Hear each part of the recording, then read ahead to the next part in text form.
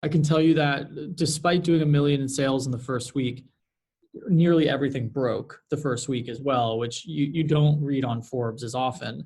And I think, no matter what, when you have that type of success, it's really hard to plan for. And so, a little bit of empathy with yourself and understanding that, hey, you can't fix everything. You can't nail everything at the beginning is actually really important as an entrepreneur.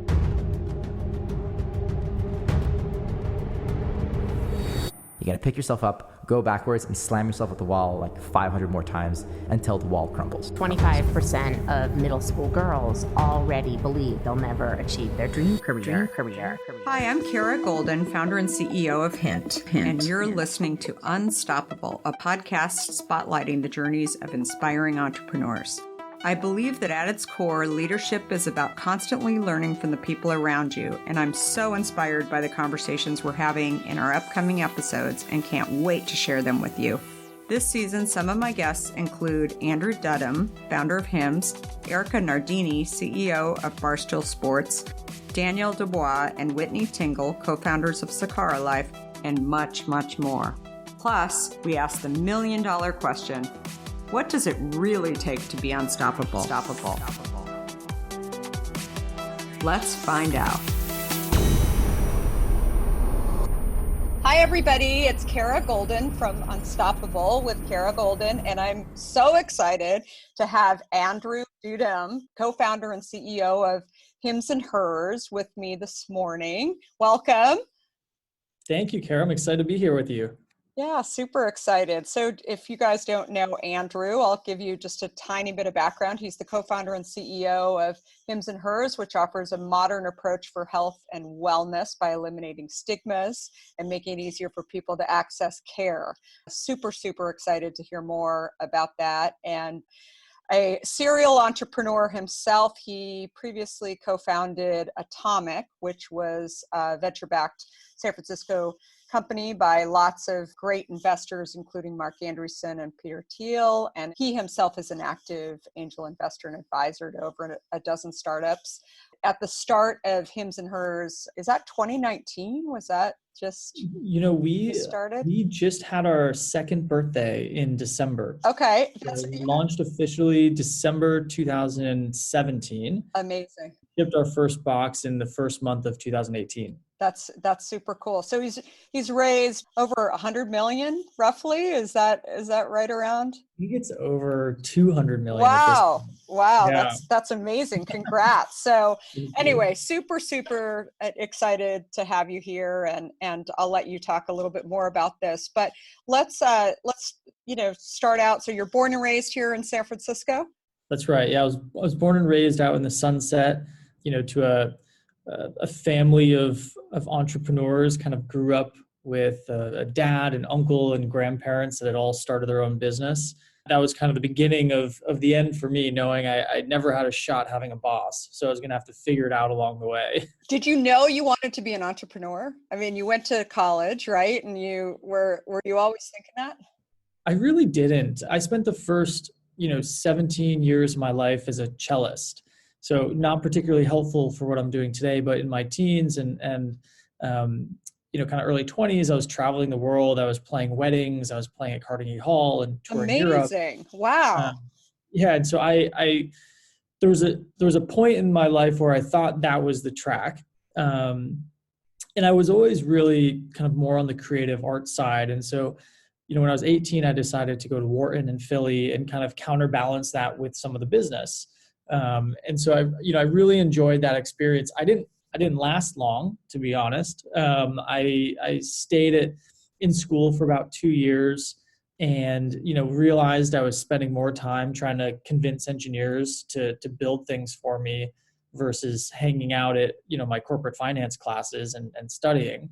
So in around 2000, I want to say 2009 or 2010, I took a leave from Wharton and came back to San Francisco and joined an early Sequoia startup. And that was kind of the first experience in really building companies. And I think that was when I realized, my passion for the arts and creative, and also, the business chops that I had built in the first couple of years of school, combining those together was just a really beautiful and fun mix for me. That's awesome. That's so great. So Atomic, let's talk a little bit about that. So how did that come up? So Atomic is this really interesting concept, which is the idea of building a company that is really good at building companies. I had, prior to Atomic, when I had left Wharton, I'd built a startup. We had raised 30 or 40 million. We ended up selling it to Telefonica in Spain in 2012. And it was an incredible entrepreneurial journey. And one of the things that I really learned about that experience was the team that you work with and the investors that you work with are absolutely fundamental to giving the company a unique advantage in market. And we were really blessed. I was in my early 20s, and I had Roelof Botha, who runs Sequoia Capital, on the board as a mentor, and I had guys like Kevin Hartz, who's the founder and CEO of Eventbrite. Yeah, he's board. Great. It's just incredible operators, and I learned so much. And part of it was because I knew so little, and so the escalation of learning was quite fast. But I really left that experiencing valuing the who that you're working with and the importance of pattern recognition, both as an investor, but also pattern recognition as an operator. And so the concept for Atomic was to bring together those types of investors and repeat entrepreneurs and repeat operators and put them in the same room and say, hey, we're going to work together on a new space. We're going to bring all of the expertise that we've had from the last 5 and 10 years of building. And if we can do that well, we should be able to build bigger companies that are more impactful with less capital, more efficiently and faster to be able to help more people. And so Atomic is really this incredible, I would say, experiment around, can you build a company that gets incredibly good at building companies? And so it's been around now for about 8 years. We've built over a dozen companies. I think raised probably, over $600 or $700 million across the businesses, and it employs now thousands of employees across the businesses. Many of those companies will go public in the next few years. And it's just been an incredible environment for entrepreneurs to work with people, like Peter Thiel and Mark Andreessen, some of the best investors in the Valley, on just refining that pattern recognition as an operator. You're not incubating these companies from scratch. You're actually partnering with entrepreneurs and then going in and actually helping them to build it. We are actually founding each of the companies from scratch. Okay. So all of the Atomic companies are ideas that were created and incubated from scratch within the Atomic walls. And we then bring in exceptional operators and co-founders to help lead those teams, as well as investors to help invest and strategize with those teams. That's awesome. That's so great. So HIMS comes up. I mean, do you technically, I think of you guys as HIMS right now, but I know you've launched HERS as well. So I want to, what was kind of the thinking behind that? Am I correct? I mean, that's sort of what you started with, right? Yeah, we started with HIMS. We are now officially HIMS and HERS. And so we've got a whole lineup of over 100 products across the platform for men and women, which is incredible. But in the nascent stage, what was really powerful about what we were thinking about, and this was maybe 3 or 4 years ago, was kind of a mix. You had, at a very human level, this desire to have a trusted relationship with somebody relating to your health, right? A very human relationship, a desire to be able to call somebody or text somebody or say, hey, I'm worried about something. Can you help me with it? And unfortunately, the existing health system just, is not really made for that. It's quite clinical and cold and sterile. And, for this new generation that's been born and raised on an iPhone, it's not particularly accessible and responsive. It takes maybe 3 to 4 weeks to schedule a doctor's appointment. And so, I think there was a huge emotional gap for us as consumers when it came to having a trusted relationship with a brand or a health system that we really respected. And then also as an operator, as an entrepreneur, I was looking at this space, which is one of the, if not largest, markets in the country, right? It's a multi-trillion-dollar space, the healthcare space. And it effectively has been untouched by technology, in 20 or 30 years. And so when you think about things like retail or commerce or transportation or real estate, all of those markets, which are also multi-trillion-dollar markets, have been rebuilt by technology. Mobile technology, accessibility, transparency of data, all of those things have made those categories so much better for consumers. And when you think of healthcare, it's still the same brick and mortar system that we're all accustomed to, that our parents were used to, that our grandparents were used to. And so it was just this really fascinating entrepreneurial opportunity to say, how can we rebuild this thing from scratch? How can we build it with the consumer as the only person that matters, making it as clean, as simple, as beautiful, as affordable, as easy to use? And that was just, one of the more exciting things I could think of, dedicating the next 10, 20 years to, just because it impacts so many people. And it is just, it's so ripe for technology to make the experience so much better. And so it was a bit of a mix, in those early days of why we wanted to start this business. It was just this human desire for a brand that really we trusted and respected and loved to care for us. And then also this entrepreneurial opportunity that just felt like once in a lifetime.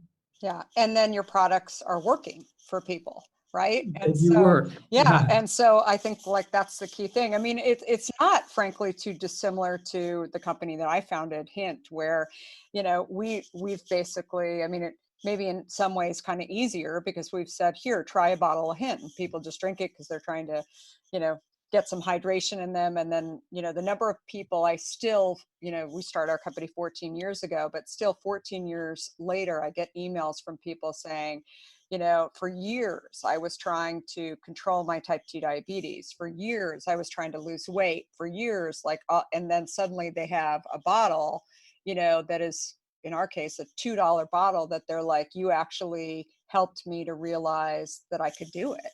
Right. So I think that it's, I see that in what you guys are doing as well. And, you started with something and you get those fans that are really, seeing that something actually works. It's great. I've also had this big belief. I don't know if anyone's ever told you this, but, when we started Hint, there were, I can't remember the name of the beverage, but there were a number of beverages that have come out over the years, come and gone, that have been like doctors approved. And, Right. That's actually it sounds like it's a really great thing to consumers, but in a beverage, people get a little nervous about it. They actually they want the product, they want to try the product, and they want to see whether or not it works. And so I think it's I think it's definitely something that, are people actually going to the doctor for these issues, or do they actually just, want to go ahead and try it? I see your commercials running and, and I'm like, I don't know, if I had that issue, I probably would. I would probably go and just give it a try and see what happens.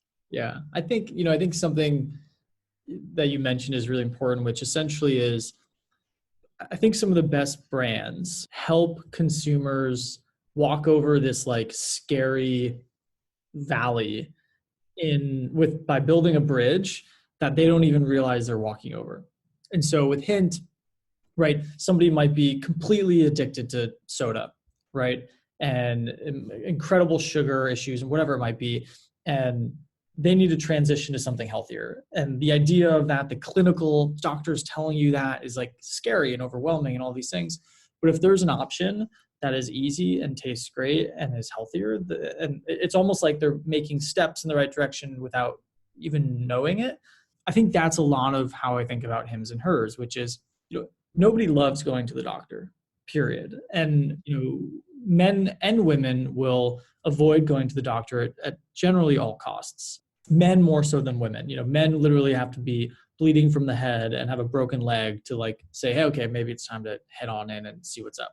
And so with Hims and Hers, if we can build a brand that people actually love engaging with, and it's one that communicates them as an authentic person and is trusted and is respectful of their time and is, something people actually enjoy. And so we put a lot of time in making sure the products taste amazing and the shampoos lather beautifully and the bottles are stunning so that you actually want them in your shower or on your kitchen counter, so you're not embarrassed, right, by the fact that it might be a medical treatment for something. If you invest in all of those things, I think you can build a bridge to help people take care of themselves. And I think that's something that at our core, as a mission, it's to help as many people as we can feel great. And in a lot of ways, some of the best tactics of doing that is by doing it in manners that they don't even realize are helping them accept and onboard to the product, right? They don't really realize necessarily that this is a very serious clinical thing that's taking place, because we're able to do it in such a manner that's comforting and loving and beautiful and design considered, and something that they're used to, in all of their other purchase decisions. Yeah. Well, as Steve Jobs used to say, I mean, the customers don't necessarily know what they want, so you just have to show them. Right. And that's the key thing. Show them exactly what they need and if it works. And if, like you said, beautiful packaging, beautiful presentation. And I think that the key thing that you said there too is not calling people out for issues, right? Like I think that's, there's been products out in the hint space like skinny water and stuff. Nobody wants to carry a bottle around that says that you want to be skinny. Right? Totally. I think that that's such a key thing. Yeah, I think that's critical. One of the things that we've been thinking a lot about is how much pain and shame and difficulties that an individual has dealt with internally before they've even come to Hims and Hers, right? Just they're looking in the mirror and they're seeing hair loss, or sexual issues, or acne, and they're in their 30s. And why am I seeing acne? I thought this was done, right? I thought I got rid of this in my teens. And so by the time they even come to the website, there's probably been months, if not years, of struggle, right? And that's really hard. And so from our standpoint as a brand, we want them from the second they get here to be relieved, right? It's not about continued shame. It's actually completely the opposite of acknowledging that difficulty, helping them normalize it and realize that it's all statistically common, that we're all actually thinking about and worried about the exact same things, and to make that process of getting care as beautiful and fun and enjoyable as possible. And if you can do that for one condition, maybe it's acne that an individual is struggling with, well, the next time in 2 and 3 and 4 years that something pops up, we hope that endorphin rush of kind of taking care of it the first time and the success of that helps lead them to say, hey, I trust Hims and Hers to come help take care of this other issue I'm facing. And that's, I think, where we really believe there's an opportunity to build this, very long-standing relationship with these people. That's huge. So I read on Forbes that the first week you guys did $1 million in sales. What was the most surprising piece of kind of, above and beyond? I mean, $1 million, like no matter how much money you have in the world, like that's still a lot of money, right? Like that's a lot of product and that, it's a lot of money. Yeah. Congratulations. I mean, what do you think was kind of, if you could break it down, what do you think were like the key things in that first week of success that you like? Why did that happen? Above and beyond solving a problem for consumers, like how do you think from an organizational standpoint, if you were talking to entrepreneurs, which you are, like, what do you think are like the key things that you got to remember? I mean, you've talked about team and just overall having a great product, but do you think that there was some other component of that you really think, wow, we did right, or something that you did wrong as well? Yeah. I mean, I think we did a lot wrong. I can tell you that despite doing $1 million in sales in the first week, nearly everything broke the first week as well, which you don't read on Forbes as often. I'm with you. It was a torturously happy first week. And I think, no matter what, when you have that type of success, it's really hard to plan for. And so, I think a little bit of empathy with yourself and understanding that, hey, you can't fix everything. You can't nail everything at the beginning is actually really important as an entrepreneur, because it's a hard job. And I think you always want everything to be perfect, and it never will be. So I think that's, an interesting dynamic. One of the things that I think was really special about our launch, and I think is continuously special about the brand, is just how we show up to people, how we talk to them, how we look to them. It's interesting. We worked with some of the best design agencies probably in the world, and we have some of the best brand investors in the world, from Josh Kushner at Thrive, who's built businesses like Harry's and Casper and all of those companies. And then you've got people like Kirsten Green on our board who have built businesses like Away and Glossier and Jet and Dollar Shave Club and Bonobos, right? So just really amazing brand thinkers.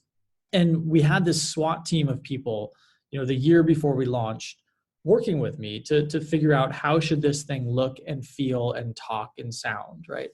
And there was incredibly conflicting opinions. We had a list of dozens of names for the business. We had maybe half a dozen different designs of how this thing could look and how it should communicate with customers. And they looked very, very opposite in a lot of situations. And some of the best advice that I got that I would think is really valuable to pass along was from Kirsten Green over at Forerunner, who's still, one of my closest friends, and says, this brand is only going to be unique and authentic if it manifests itself entirely how you feel it should be manifested. And that means you're going to have to tell really smart people around the table who you're paying a lot of money that you're not going to take their advice. And that was a really tough decision, because as an early entrepreneur, you're getting the smartest people around the table, and you want to trust them to tell you what's right. But when it comes to something like your brand, as a founder, I think it's really important that the spirit of it kind of lives within somebody. And it could be you, it could be a co-founder, it could be a friend, it could be a sibling. But when we launched, I think the brand and the visuals and the tone was different. It was very, very different. And when you look at some of that early media and the early conversation, it really was around that, right? Like, how are we talking to men?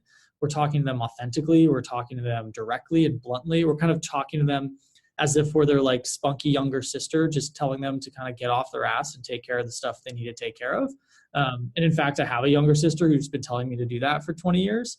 And so that was really authentic to me. And it was a huge bet, right? It was a huge risk, but I would pass that along to a lot of people, because I think it's directly correlated with the success of the first week. And I think it's directly correlated to our continued success, is that we try to be as authentic as possible internally about owning how we show up to customers and how it looks to them and how we talk to them. And it's not manufactured.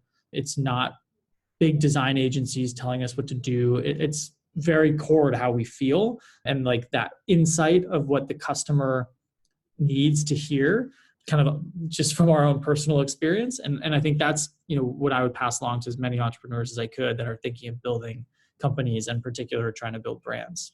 Yeah, I think you guys have done a great job of that. I mean, I've watched you since the beginning, and I think it's clear that, the founder's voice is still coming through, even though you guys have gotten bigger. I think it's exciting. So is so going into the hers and the hims and hers. So I would say that's that's probably the next big piece for you guys. I mean, is that kind of the focus if you were to look at what's up for the next, year? That's right. Yeah. So in 2020, I don't think I can share exactly what we're launching, but last I looked, well over 60 or 70 products coming out in this year. And so essentially doubling the entire roster of the business, most of them both on the Hims and Hers platform, and things that really affect the vast majority of the population. That's really how we think about this, is who is struggling in the largest quantities, right? Like from a proportional standpoint. And then how can we bring them amazing medically backed products that have incredibly high efficacy at more reasonable price points, in safer ways, in packaging and designs and tastes and flavors and smells that are really enjoyable, and make that experience just 100 times better.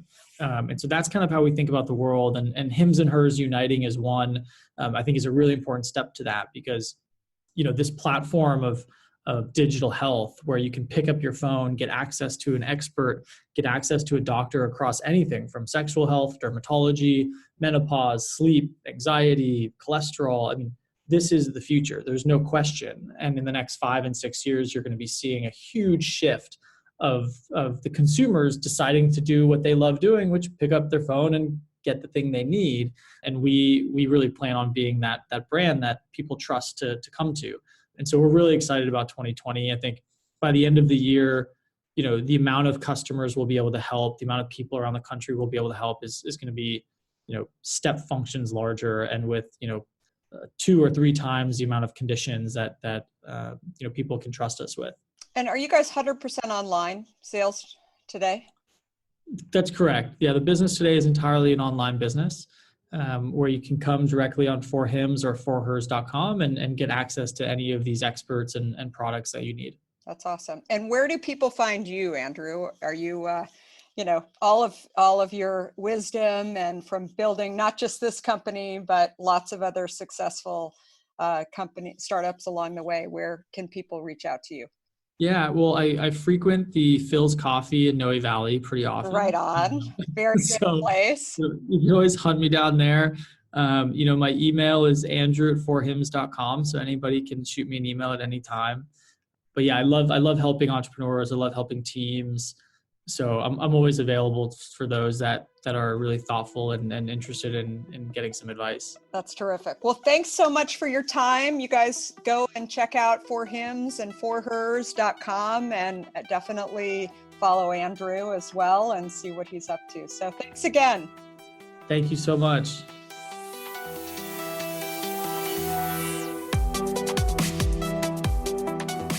If you like what you heard, please help spread the word and leave us a review. You can also follow along with me on Facebook, Instagram, Twitter, and LinkedIn at Kara Goldin. Do you have a question for me or want to nominate an innovator to spotlight? Please talk to me at Kara Goldin on Twitter. Thanks so much for listening. Until next time, be unstoppable.